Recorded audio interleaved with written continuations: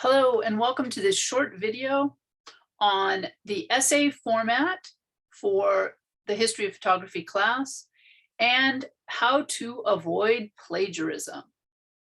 So I'm going to share my screen with you and hopefully you're able to see the essay for Unit 1, which covers chapters 1 and 2. And for the essay question for this unit, you're going to select an artist from the slide list, and you're going to write an essay discussing this artist's significant achievements, photographic processes and camera technology, style, themes, and interpretations based on the historical context. You also want to include any photographic inventions, because a lot of these photographers were instrumental in early photographic inventions. And you want to, in your essay, refer to the image listed on the slide list, please. So each of these artists produced many, many photographs during their lifetime, but I have selected one of their images for you to focus on for this unit.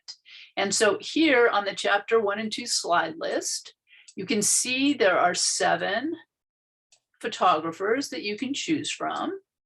And they each have an image listed. So for full credit, please mention this image. Of course, you're able to mention other images in your essay, but I'd like for you to focus on this one.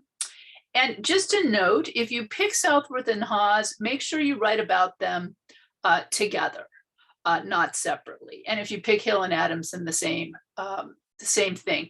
In the past, students have picked Hill and then not mentioned Adamson, and I can only give you partial credit because Southworth and Hawes worked as a team and Hill and Adamson's worked as a team. All right, so that's what you're going to start out by doing. You're going to select an artist and you're going to do some research on them. Now, for the essay, I'm asking you to use information taken from these sources, from the PDF lectures for the unit, from the material in your textbook, and from any source found on the optional resources for Module 1.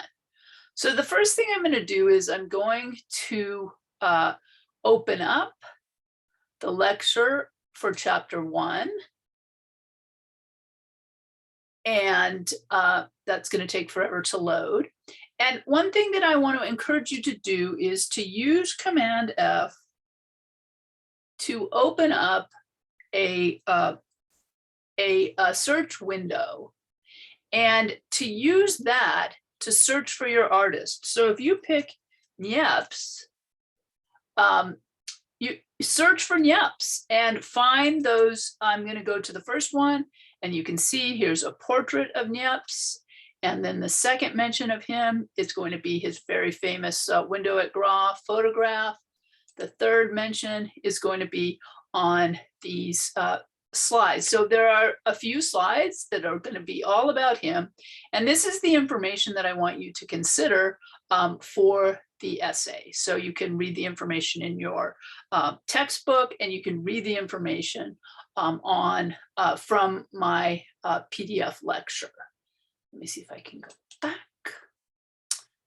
And okay, wait, I went back too far. So I'm going back to the essay.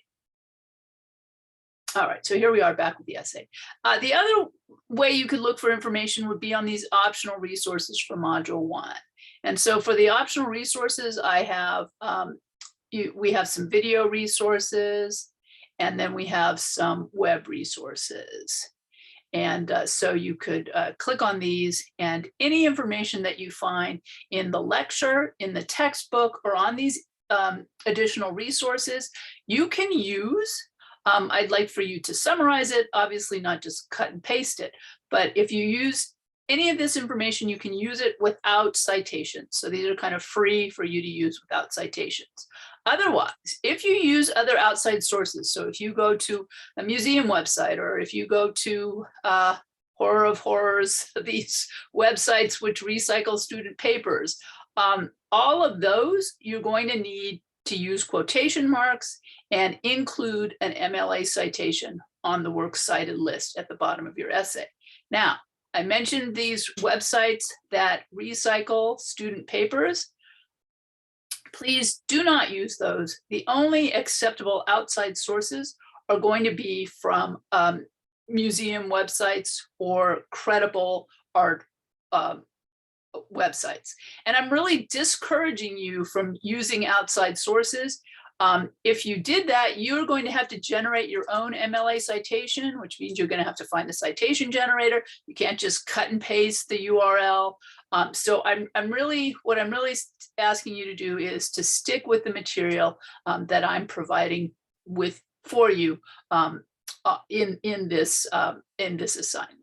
And so all of the plagiarism information is here. Stick with the approved material. If you use material from any other sources, then you need to use quotation marks and a correct MLA 9 citation in a works cited list at the bottom. You might ask, well, how will I know? I will be using Turnitin. So Turnitin will automatically let me know if you've used outside sources. And if you use outside sources, I'm simply going to give you 0 points. If you use them without quotation mark, I'm sorry, if you use outside sources without quotation marks in a citation, you're going to receive 0 points. This is called plagiarism. And on essay 1, I will give you an opportunity to redo, but after that, you'll simply receive a 0. The part of the reason that I'm doing this is that each of these assignments builds on the next, and the essay is encouraging you to review the material in the PDF lectures, which will be useful for you for the exam. As always, if you have any questions for me, you know where to find me, and good luck.